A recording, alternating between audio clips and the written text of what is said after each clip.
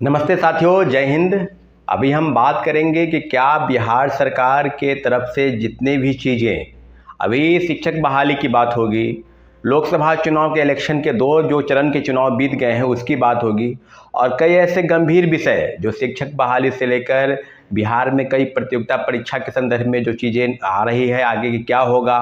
तीसरे फेज की बहाली की प्रक्रिया थी, उसको खंडित हो गया, उसमें बाधा पड़ी क्योंकि पेपर लीक हो गया। तो साथियों, कई लोग फ़ोन कॉल लगातार मैसेज कर रहे हैं, 2-3 दिन से अपडेट नहीं करा पा रहे हैं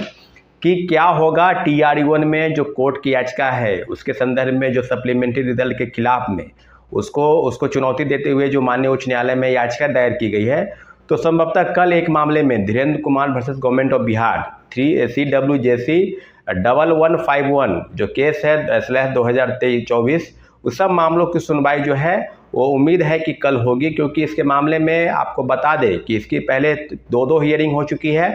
पहली हियरिंग जो हुई वो 8 फरवरी को हुई, उसके बाद जो है वो 19 अप्रैल को हियरिंग हुई, और लगातार पहले 8 सप्ताह का समय दिया गया, फिर 2 सप्ताह का समय दिया गया।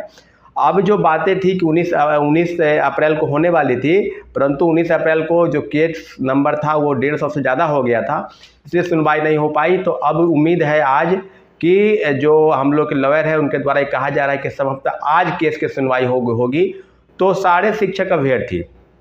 जो कंप्यूटर साइंस के हैं, या जो 1 to 5 प्राइमरी के हैं, या TGT के हैं, चाहे PGT के हैं, यानी 1 to 5 से लेकर 11-12 तक जितने भी परीक्षार्थी हैं जो सप्लीमेंट्री रिजल्ट के नाम पर जो खाना पूर्ति हुआ BPSC से और शिक्षा विभाग से, सब मामलों पर लगातार टकटकी निगाहों से इंतजार कर रहे हैं कि माननीय उच्च न्यायालय कुछ न कुछ उचित फैसला करेगी। आपको याद होगा इसके पहले भी कि जो बंगाल में खेला हुआ, बंगाल में 2016 के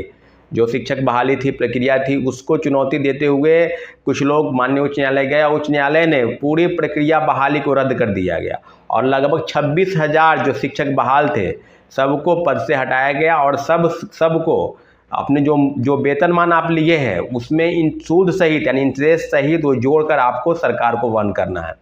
तो आप समझ लीजिए कि TRE-1 और TRE-2 में जो खेला भंडाफोड़ हुआ, जो आरोपी पकड़ा गए, और अभी हाल में ही जो मध्य प्रदेश के उज्जैन से जो गिरफ्तार हुए लोग, उनका रिमांड पर लिया गया। एक PMCS से डॉक्टर है जो 2019 में पास किए हैं, डॉक्टर शिव कुमार, और उनके साथ एक महिला भी थी, और 5 लोग की गिरफ्तारी के बाद मामले का खुलासा कहाँ होगा, आर्थिक अपराध इकाई किस तरह से जाँच कर रही है, बिल्कुल बेहतर जाँच कर रही है।